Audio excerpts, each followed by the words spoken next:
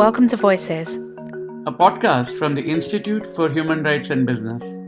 Here, we're seeking to elevate the range of perspectives on the role of business in the world and in people's everyday lives.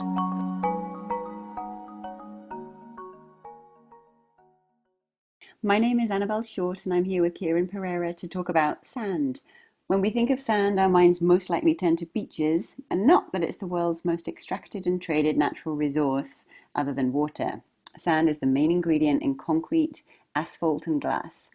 Kiran is the founder and chief storyteller at Sand Stories. Thanks for joining me today, Kiran. Thanks for having me. So first, why sand? There are many natural resources with major implications for people and for the planet. So what was it that made you decide to focus on sand? I grew up in Bangalore in South India, and some of my earliest memories have to do with going to a public tap to fetch water. And it was, people get pretty nasty when you're fighting for water. So that kind of left a deep impression, and water has always been very dear to my heart. So as I was growing up, I constantly read reports about rivers being decimated because of sand mining. And at the same time, I saw hundreds and hundreds of trucks filled with sand flying up and down the roads of Bangalore. And I knew that all the sand was coming from these precious places that are so vulnerable to extraction. Yeah. So this kind of contrast got to me, and I decided to study further. I came to London 10 years ago to do my master's, and this sand mining was a topic of my dissertation.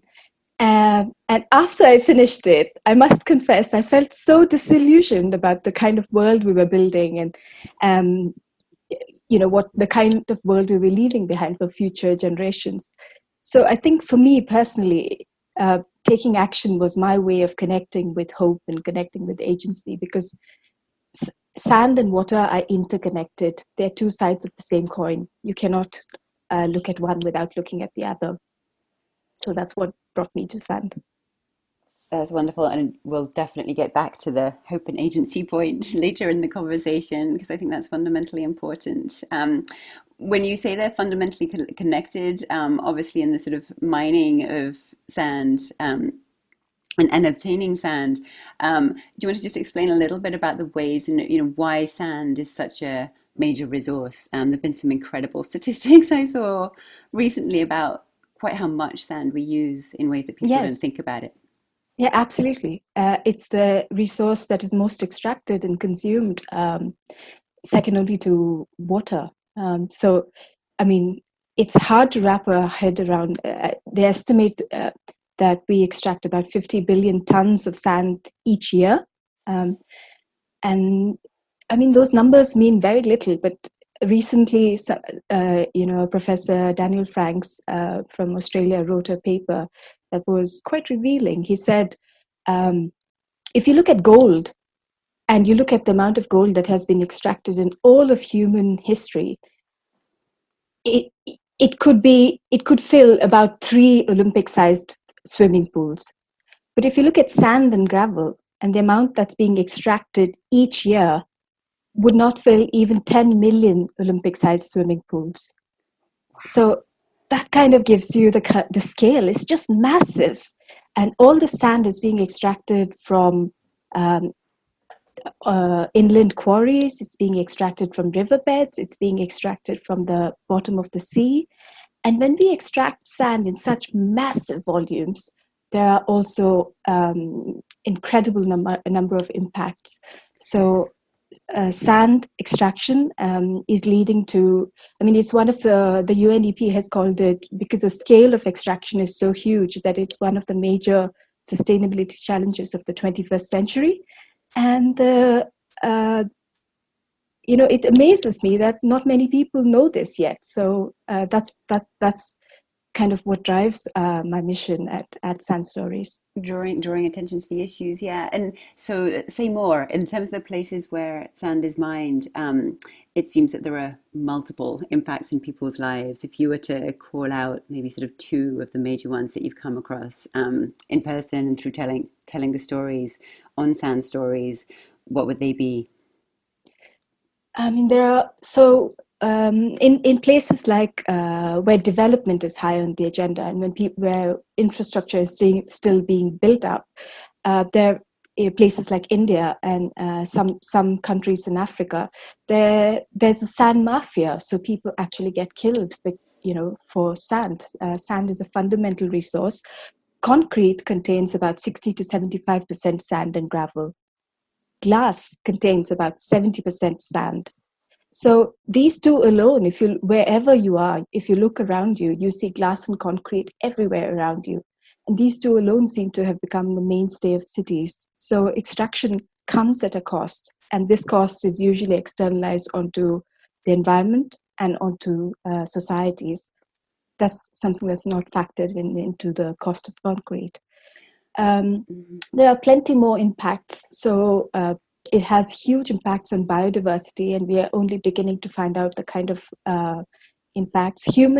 On the whole, human activities have had quite a dire impact on biodiversity. Animal populations have fallen by 68% since 1970. That's the latest research, the Living Planet report that came out last week. It was devastating. So I think we are at quite a crucial point in human history where we do need to focus on solutions and alternatives and pivot. And we can do this. And that's the message that I want to leave loud and clear, that sand is a finite resource. Extraction comes at a cost, but it doesn't have to be this way. There are many, many alternatives that we can talk about. Yeah. Absolutely right. And I think the point around it being a finite resource is an important one in terms of people having images of an endless desert. And am I right, though, that desert sand can't be used in construction, Yes, for that's example? Right. Absolutely, right. So that was surprising to me when I first learned it. Like everybody else, I was like, well, what about the sand from the desert? Surely there's miles and miles of sand. And I was surprised to learn that it's largely unusable for industrial concrete and or land reclamation because the grains are too rounded and too smoothed by the wind. What you need for concrete is angular sand that kind of locks in place and provides structural integrity. And desert sand doesn't do that. So that's why while the number of users of sand are increasing exponentially, the number of sources or places where it comes from aren't really. So that's what's causing the massive, demand supply skewed ratio kind of a thing is the problem. Yeah. And you touched on, when people are living in buildings, they often, and working in buildings, using buildings, seeing them being constructed everywhere, their minds don't turn in the same way as maybe when you're buying clothes, people think about the garment supply chains. It seems like a supply chain that's somewhat gone under the radar and there's limited awareness of the impacts of sand. Why do you think that is? And if you could touch very briefly on some of the governance issues in terms of how we think about this as a supply chain and why it might have fallen through the gaps a bit so far in terms of accountability, responsibility, roles of the different companies that are involved, etc. I imagine it's there are many reasons to it, but some that I can immediately think of is that for one, not many people know that it's a non-renewable resource. Sand is formed over thousands and thousands, even millions of years. So when we talk about quarries, we can exhaust a quarry, an inland quarry, in a matter of decades, 20, 30 years at the most. And the disparity between that kind of how long nature takes to form sand and how fast humans are consuming sand is not something that many people know. The second thing is that I think the world we've built, we seem to operate in silos. So the construction industry, for example, doesn't call it sand, they call it aggregate.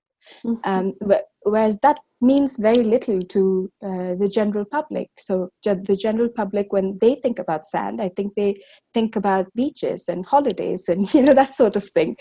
If you talk about the mining industry doesn't call it sand either. They call it ores. So between aggregates and ores, we are all speaking a different language. And if you step back and look at the big picture, that's when you realize how much everything is interconnected. Absolutely. Breaking down those silos. Yeah, absolutely. Yeah. So yes, turning to hope and agency, it really struck me on one of the stories on your website, Sam Stories, when you said that, one of the motivations for embarking on the project was to reconnect with hope and a sense of agency, both of which are needed now more than ever. What's giving you hope? You mentioned earlier that there are solutions out there, and so I'd love to hear your thoughts on what are those solutions and what are the ways that you're hoping by drawing more attention to this issue, it's going to scale up the action that's really needed. Absolutely. I mean, there are plenty of examples, and this is what still keeps me going. So there are many industries that are now beginning to use recycled aggregate. There's a company that I featured in my forthcoming book that they have managed to recycle sand and gravel from construction and demolition waste, about 80 million tons so far. So, I mean, that's fantastic. There are so many service providers out there who are doing a phenomenal job of recycling construction and demolition aggregate, and not allowing it to go to the landfill, because I'm not sure people are aware that the construction industry is the world's largest consumer of resources, and it consumes over 50% of the steel that's produced in the world. It's responsible overall for about 25 to 40% of global carbon emissions as an industry. So, I mean, there's a lot of impact. There's a lot of change that can happen by changing how the construction industry operates.